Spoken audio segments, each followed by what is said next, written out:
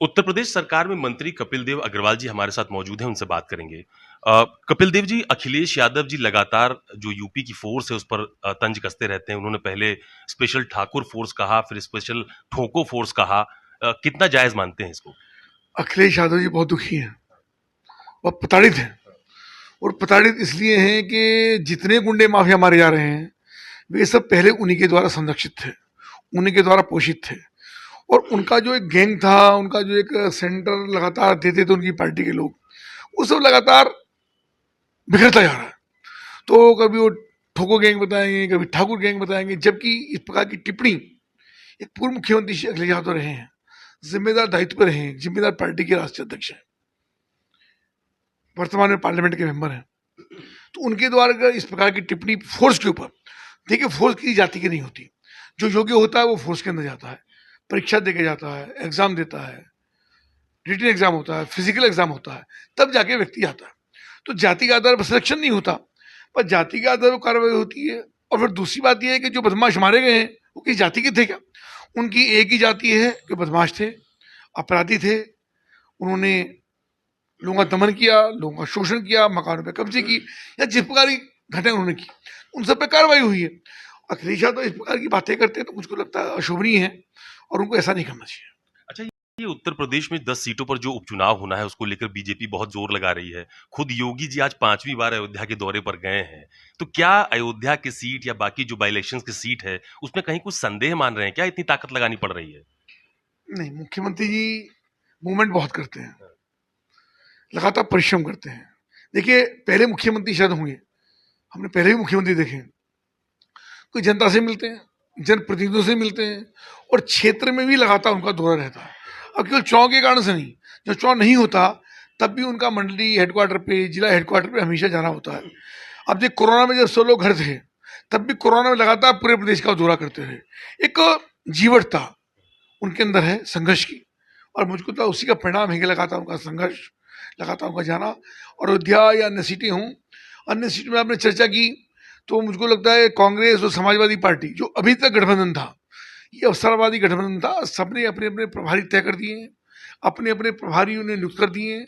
गठबंधन मेरे हिसाब से गठबंधन टूटने वाला है, ये प्रत्याशी भी अलग अलग तय करेंगे, और भारतीय जनता पार्टी सभी 10 सीटों पर चुनाव जीते, इस संकल्प के साथ हम सब लोग काम कर रहे हैं। अयोध्या को कितनी बड़ी चुनौती मान रहे हैं? लोकसभा का चुनाव आप लोग हारे हैं वहां से, अब मिल्कीपुर की सीट को जीतना कितनी बड़ी चुनौती मान रहे हैं?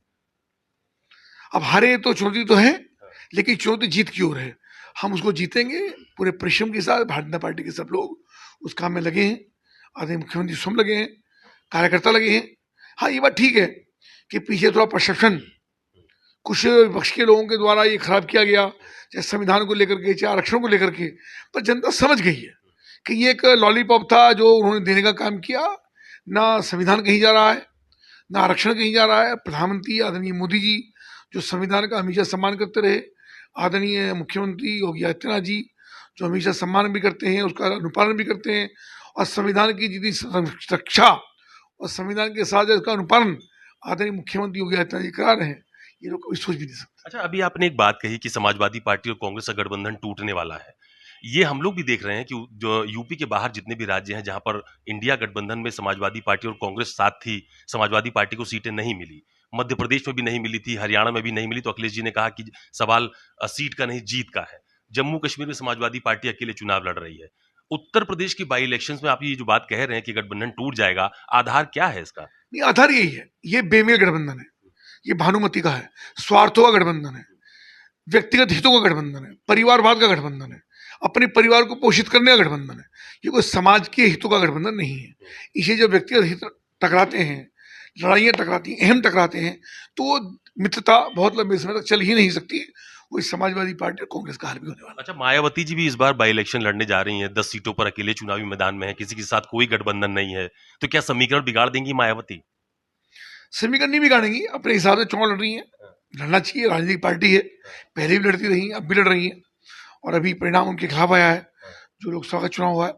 तो उनको लगता है कि फिर दोबारा परिश्रम करके, संघर्ष करके जनता के बीच में जा रही है। मुझको लगता है मायावती जाए, कांग्रेस जाए, सपा जाए, बसपा जाए, हमें उसमें आपत्ति नहीं है। भारतीय जनता पार्टी सभी 10 सीटें जीते, इस परिश्रम और संकल्प के साथ हम लोग काम कर रहे हैं। बहुत धन्यवाद हमसे बात करने के लिए। ये उत्तर प्रदेश सरकार में मंत्री कपिल देव अग्रवाल जी हैं, जिनका साफ तौर पर यह कहना है कि कोई राजनीतिक दल कितनी सीटों पर चुनाव लड़ता है इसका कोई मायने नहीं है। जहां तक यूपी की 10 विधानसभा सीटों पर उपचुनाव का मामला है तो वहां पर बीजेपी सभी सीटों पर जीत दर्ज करेगी।